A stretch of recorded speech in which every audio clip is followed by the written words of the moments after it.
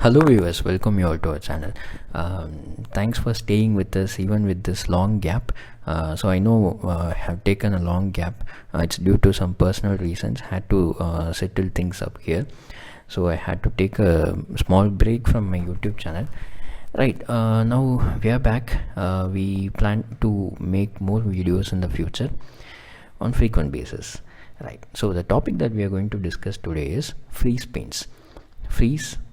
So if you just navigate here into the view option, there you could see three options called freeze panes, freeze top rows and freeze first column. Right, the first one is a little tricky. Before jumping into the first one, let's learn the 2 and 3. So first let me set the scenario. Assume you have a project planner like this. You have a Gantt chart. So you can't always assume that the project planner can just fit into your screen. It doesn't happen always, because you can have hundreds of items, thousands of rows and hundreds of columns also. It is possible in most of the Excel sheets, but you always have your header occurring just once on the top. Right, then how to navigate your Excel sheet, okay, without losing a view on which header you are in and which header. So many people used to go back on to the top, and then they will be looking back which column they are actually in.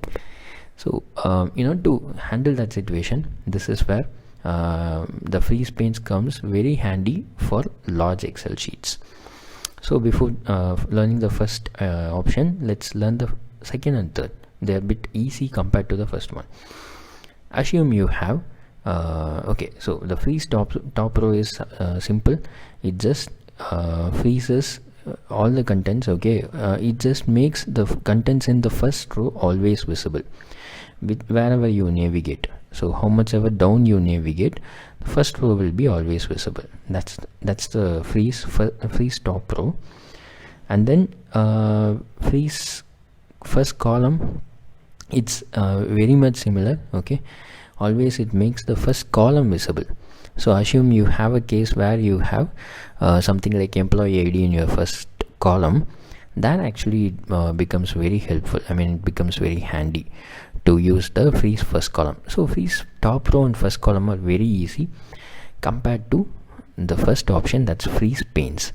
Freeze panes is little tricky. Okay, so I'm just going to but it's really easy if you understand the simple trick. Right, so now let's consider this case. Okay, so till which column we always want to be in our view. We always want these columns to be in our view, how much ever the date moves on. The dates can actually go, okay, dates can go even beyond a month, but these are the items you always want in your view, okay, which contains the dates. So it's up to G column. Okay, it's up to G.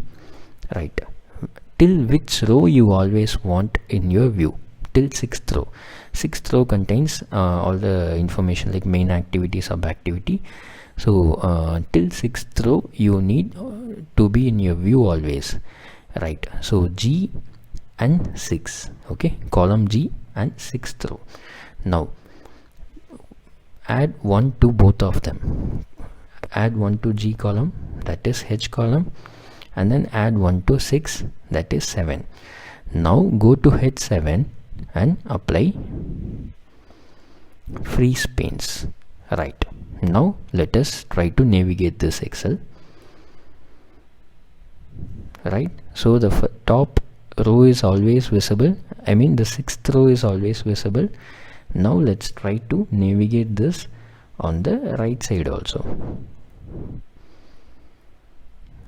Up to G column, it's always visible. So that's the trick. I hope you would have found this easier. So going forward, if you would like to apply freeze panes at somewhere in middle of the Excel sheet, calculate till which column you need to freeze the sheet, and till which row you need to freeze the sheet. Add 1 to column, add 1 to row. So in this case it is G column, 6th row, add 1 to G, H, and then add 1 to 6, 7. So I have placed my cursor on 7, H7, and then I have applied freeze panes, and that gave me the solution. I hope you would have found this tutorial useful. We will plan to meet you with some more exciting contents in the future videos. Thank you for staying with us. See you all soon. Please subscribe to our channel.